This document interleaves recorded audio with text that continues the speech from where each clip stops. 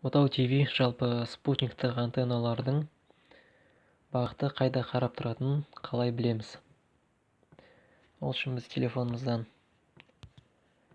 Play Marketке кіріп, поискке Satfinder деп тереміз. Шыққан программалар тізімінен екінші тұрған программаны ашамыз.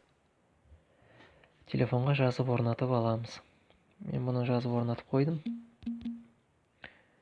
Енді программаның өзін қалай жұмыс істейтінін көрейік. Мына программаның менюін ашайық.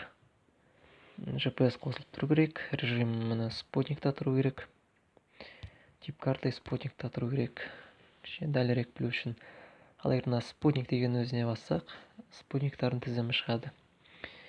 58.5 Кассат 3 дегеніміз Отау ТВ. 90 градус Ямал 401 дегеніміз өзімізге бәрімізге белгілі. Дәу тарелка. Енді біз қазір отаудың қайдағы бағыты қарайтын көрейік.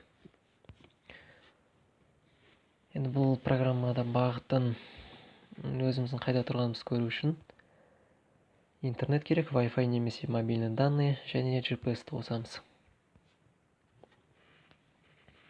GPS қосылды, кішкене бірер минуттай күтеміз. Өзі программа тұрған орнымызды және тарелкамыз қайда қарайтын бағытын көрсетеді. Мына кнопкасы ол GPS-тің кнопкасы. Енді бұл программада кейде болып тұру мүмкін. 5-10 метрдей ары кетсе сондай қателік тұрған орнынан. Қазіргі уақытта дәлірек көрсететін программа осы программа болып табылады.